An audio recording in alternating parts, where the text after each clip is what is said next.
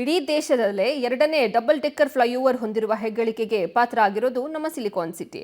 ದಕ್ಷಿಣ ಭಾರತದಲ್ಲೇ ಮೊಟ್ಟ ಮೊದಲ ಡಬಲ್ ಡೆಕ್ಕರ್ ಫ್ಲೈಓವರ್ ಓಪನ್ ಆಗಿ ಇನ್ನೂ 5 ತಿಂಗಳು ಆಗಿಲ್ಲ. ಆಗ್ಲೇ ರಸ್ತೆಯಲ್ಲಿ ಗುಂಡಿ ಬಿದ್ದಿದೆ. ಇದರ ಕಂಪ್ಲೀಟ್ ರಿಪೋರ್ಟ್ ಇಲ್ಲಿದೆ. ದಕ್ಷಿಣ ಭಾರತದ ಮೊದಲ ಡಬಲ್ ಡೆಕ್ಕರ್ ಫ್ಲೈಓವರ್ನಲ್ಲಿ ಗುಂಡಿ ಉದ್ಘಾಟನೆಯಾದ 5 ತಿಂಗಳಲ್ಲಿ ಗುಂಡಿ ಬಿದ್ದ ಮೇಲ್ಸೇತುವೆ ರಸ್ತೆ. ಅಪಘಾತಕ್ಕೆ ಆಹ್ವಾನ ನೀಡ್ತಿರೋ ರಸ್ತೆ ಗುಂಡಿಗಳು. ಬೆಂಗಳೂರಿನ ದಕ್ಷಿಣ ಭಾಗದ ಟ್ರಾಫಿಕ್ ಕಿರಿಕಿರಿಗೆ, ಅದರಲ್ಲೂ ಬನಶಂಕರಿ, ಜಯನಗರ, ಜೆಪಿ ನಗರದಿಂದ ಸಿಲ್ಕ್ಪೋರ್ಟ್, ಮಾರತಳ್ಳಿ, ಎಲೆಕ್ಟ್ರಾನಿಕ್ ಸಿಟಿ ಭಾಗಕ್ಕೆ ಹೋಗುವ ಮಾರ್ಗದಲ್ಲಿ ರಾಗಿಗುಡ್ಡದಿಂದ ಸೆಂಟ್ರಲ್ ಸಿಲ್ಕ್ ಬೋರ್ಡ್ ಜಂಕ್ಷನ್ವರೆಗೆ ಮಾಡಿರೋ ಡಬಲ್ ಡೆಕ್ಕರ್ ಫ್ಲೈಓವರ್ ವರದಾನವಾಗಿದೆ. ಸ್ಥಳೀಯ ಶಾಸಕರು, ಸಚಿವರು ಆಗಿರೋ ರಾಮಲಿಂಗಾರೆಡ್ಡಿ ಅವರ ಪರಿಶ್ರಮದಿಂದ ಈ ಫ್ಲೈಓವರ್ ರೆಡಿಯಾಗಿದ್ದು, ಇದನ್ನ ರಾಮಲಿಂಗಾರೆಡ್ಡಿ ಮಾದರಿ ಅಂತಾನೆ ಕರೆಯುತ್ತಿದ್ದಾರೆ. ಈ ಫ್ಲೈಓವರ್ ಓಪನ್ ಆಗಿ ಇನ್ನೂ 5 ತಿಂಗಳಷ್ಟೇ ಆಗಿರೋದು. ಮತ್ತೊಂದು ಮಾರ್ಗದ ಫ್ಲೈಓವರ್ ಕಾಮಗಾರಿ ನಡೆಯುತ್ತಲೇ ಇದೆ. ಆದ್ರೆ ಈಗಾಗಲೇ ರಸ್ತೆಯಲ್ಲಿ 2 ಕಡೆ ಡಾಂಬರ್ ಕಿತ್ತು ಗುಂಡಿಗಳಾಗಿದ್ದು, ವಾಹನ ಸವಾರರಿಗೆ, ಅದರಲ್ಲೂ ದ್ವಿಚಕ್ರ ವಾಹನ ಸವಾರರಿಗೆ ಡೇಂಜರ್ ಝೋನ್ ರೀತಿ ಕಾಣ್ತಿದೆ. ದಕ್ಷಿಣ ಭಾರತದಲ್ಲೇ ಬೆಂಗಳೂರಲ್ಲಿ ಮೊಟ್ಟ ಮೊದಲ ಬಾರಿಗೆ ಡಬಲ್ ಡೆಕ್ಕರ್ ಫ್ಲೈಓವರ್ನ ನಿರ್ಮಾಣ ಮಾಡಲಾಗಿತ್ತು. ಇದು ಕಳೆದ ವರ್ಷ ಜುಲೈಯಲ್ಲಿ ಲೋಕಾರ್ಪಣೆ ಕೂಡ ಆಗಿದೆ. ನಿಮಗೆ ದೃಶ್ಯದಲ್ಲಿ ತೋರಿಸ್ತಾ ಫ್ಲೈಓವರ್ನ ಪರಿಸ್ಥಿತಿ ಏನಾಗಿದೆ ಅಂತ ತೋರಿಸ್ತೀನಿ. ಕೇವಲ 4 ತಿಂಗಳು ಕಳೆದಿದೆ. 4 ತಿಂಗಳಲ್ಲೇ ಒಂದು ಗುಂಡಿ ಬಿದ್ದಿರುವಂಥದ್ದು. ಡಬಲ್ ಡೆಕ್ಕರ್ ಫ್ಲೈಓವರು 4 ತಿಂಗಳಿಗೇ ಟಾರ್ ಕಿತ್ಕೊ ಬರ್ತಿದೆ ಅಂತ ಒಂದು ಆರೋಪಗಳು ಕೇಳಿ ಬರ್ತಿದೆ. ಈ ಬಗ್ಗೆ ಸಾಕಷ್ಟು ಜನ ಎಕ್ಸ್ ಖಾತೆಯಲ್ಲಿ ಟ್ವೀಟ್ ಮಾಡಿ ಇದರ ನಿರ್ವಹಣೆ ಯಾರು ಮಾಡ್ತಿದ್ದಾರೆ ಅಂತ, ಆ ದೃಷ್ಟಿಯಿಂದ ಅಂದರೆ ಇಲ್ಲಿ ಏನು ಟ್ರಾಫಿಕ್ ಆಗ್ತಿತ್ತು ರಾಗಿಗುಡದಿಂದ ಸೆಂಟ್ರಲ್ ಸಿಲ್ಕ್ ಬೋರ್ಡ್ ಹೋಗೋದಕ್ಕೆ, ಆ ನಿಟ್ಟಿನಲ್ಲಿ ಜಯದೇವ ಜಂಕ್ಷನ್ನಿಂದ ಈ ರೀತಿ ಒಂದು ಡಬಲ್ ಡೆಕ್ಕರ್ ಫ್ಲೈಓವರ್ನ ಲೋಕಾರ್ಪಣೆ ಮಾಡಿದ್ದಾರೆ. ಆದರೆ ಡಬಲ್ ಡೆಕ್ಕರ್ ಫ್ಲೈಓವರ್ನ ಮತ್ತೊಂದು ಬದಿಯ, ಯಾಕಂದರೆ ಏಕಮುಖ ಸಂಚಾರಕ್ಕೆ ಮಾತ್ರ ಈಗ ಅವಕಾಶ ಇದೆ. ಮತ್ತೊಂದು ಏನು ಸಿಲ್ಕ್ ಬೋರ್ಡಿಂದ ರಾಗಿಗುಡ್ಡಕ್ಕೆ ಬರೋ ಮಾರ್ಗದ್ದು ಇನ್ನೂ ಸಹ ಕಾಮಗಾರಿ ನಡೀತಾ ಇದೆ.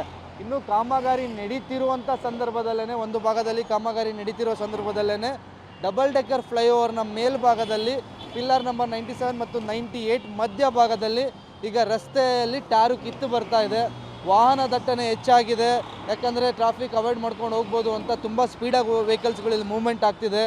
ಯಾವಾಗ ದ್ವಿಚಕ್ರ ವಾಹನಗಳು ಈ ಗುಂಡಿ ಈಗ ಶುರು ಆಗ್ತಿರುವಂಥದ್ದು, ಇದನ್ನು ಕೂಡಲೇ ಸರಿಪಡಿಸಲಿಲ್ಲ ಅಂದರೆ ದೊಡ್ಡ ಮಟ್ಟದಲ್ಲಿ, ಯಾಕಂದರೆ ಫ್ಲೈಓವರ್ ತುಂಬ ಹೈಟ್ ಇರೋದ್ರಿಂದ ದೊಡ್ಡ ಮಟ್ಟದಲ್ಲಿ ಅನಾಹುತ ಆಗೋದ್ರಲ್ಲಿ ದೊಡ್ಡ ಮಟ್ಟದಲ್ಲಿ ಗುಂಡಿ ಮತ್ತೆ ದೊಡ್ಡದಾಗ್ತಾ ಇಡೀ ಫ್ಲೈಓವರ್ನಲ್ಲಿ ಇದೊಂದು ದೊಡ್ಡ ಗುಂಡಿ ಆಗೋ ಸಾಧ್ಯತೆ ಇದೆ. ನೋಡಿದ್ರಲ್ಲ ಯಾವ ಮಟ್ಟಕ್ಕೆ ಇಲ್ಲಿ ಟಾರ್ ಕಿತ್ತು ಬಂದಿದೆ ಅಂತ.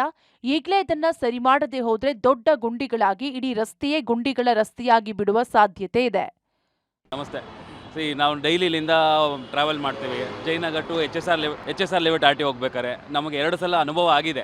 ಈ ಥರ ಗುಂಡಿಯಿಂದ ಆಗಲೇ 2 ಸಲ ಮಳೆಗಾಲದಲ್ಲಿ, ಇನ್ನು ಮಳೆಗಾಲ ಶುರು ಮುಗಿದಿದೆ ಈಗ ತಾನೆ, ಆಗಲೇ ಈ ಮಟ್ಟದಲ್ಲಿದೆ. ಈ ಥರ ದಯವಿಟ್ಟು ಇದೊಂದು ಸರ್ಕಾರದ ಗಮನಕ್ಕೆ ತರಲಿ. ಅದಕ್ಕೆ ಹೇಳ್ತಾರೆ ಸರ್, ದಯವಿಟ್ಟು ಕ್ಷಮಿಸಿ. ಈ ಮಾತು ನಾವು ಹೇಳ್ಬಾರ್ದು, ಅದನ್ನ ತಪ್ಪು ತಿಳ್ಕೊತಾರೆ. ಬಟ್ ಈ ಥರ ಆಗೋದ್ರಿಂದ ತುಂಬ ದೊಡ್ಡ ಮಟ್ಟದ ಅನಾಹುತಗಳಾಗುತ್ತೆ ಸರ್. ಈ ರೋಡ್ ನೀವು ಸಾಮಾನ್ಯ ಗಮನಿಸ್ಬೋದು. ತುಂಬ ಸ್ಪೀಡ್ ಇರ್ತಾರೆ. ಏನಾದ್ರು ಆದರೆ ಟ್ಯಾಪಲ್ಲಿ ಆದರೆ ನಾವು ಕೆಳಗೆ ಬೀಳೋ ಸಾಧ್ಯತೆಗಳು ತುಂಬ ಇರುತ್ತೆ ಸರ್. ದಯವಿಟ್ಟು ಇದಕ್ಕೆ ಮುಂಜಾಗ್ರತೆಯಾಗಿ ಇದಕ್ಕೆ ಏನು ಮಾಡಬೇಕು ಮಾಡಿಕೊಡಿ. ಇನ್ನು ಡಬಲ್ ಡೆಕ್ಕರ್ ಫ್ಲೈಓವರ್ ಗುಂಡಿ ಬಗ್ಗೆ ಸಚಿವ ರಾಮಲಿಂಗಾರೆಡ್ಡಿ ಮಾತನಾಡಿದ್ದು, ನಾನು ಕೂಡಲೇ ಗುಂಡಿಯನ್ನ ಮುಚ್ಚಿ ಸರಿಯಾದ ವ್ಯವಸ್ಥೆ ಮಾಡಿ ಅಂತ ಬಿಎಂಆರ್ಸಿಎಲ್ಗೆ ಸೂಚನೆ ನೀಡ್ತೀನಿ ಅಂದಿದ್ದಾರೆ. ಜುಲೈಯಲ್ಲಿ ಓಪನ್ ಆಗಿತ್ತು. ರಸ್ತೆ ಮಧ್ಯದಲ್ಲಿ 2 ಕಡೆ ಗುಂಡಿಗಳು ಬಿದ್ದಿದ್ದು, 2 ಕಡೆ ಗುಂಡಿ ಬಿದ್ದಿದ್ದು ನಾನು ಇತ್ತೀಚೆಗೆ ಹೋದಾಗ ಗಮನಿಸಲಿಲ್ಲ. ನಾನು ಮೆಟ್ರೋ ಅವ್ರಿಗೆ ಹೇಳ್ತೀನಿ, ಇದು ದೇಶದಲ್ಲೇ ಇದು 2ನೇ ಫ್ಲೈಓವರ್. ಇದು ಸಾರ್ವಜನಿಕರಿಗೆ ಬಹಳ ಅನುಕೂಲ ಆಗ್ತಾ ಇದೆ. ಸಣ್ಣ ಪುಟ್ಟ ಲೋಪದೋಷಗಳಿರುತ್ತೆ, ಪಾಟ್ವರ್ಸ್ ಇಮಿಡಿಯೇಟ್ ಆಗಿ ಅದನ್ನ ಅಟೆಂಡ್ ಮಾಡಕ್ ಹೇಳ್ತೀನಿ. ಒಟ್ನಲ್ಲಿ ಡಬಲ್ ಡೆಕ್ಕರ್ ಫ್ಲೈಓವರ್ ಓಪನ್ ಆಗಿ ಕೆಲವೇ ತಿಂಗಳಾಗಿದ್ದು, ಈ ರೀತಿ ಡಾಂಬರ್ ಕಿತ್ತು ಬರ್ತಿರೋದು ಕಳಪೆ ಕಾಮಗಾರಿ ನಡೆದಿರೋ ಅನುಮಾನ ಮೂಡಿಸಿದೆ. Maruti, public TV, Bengaluru.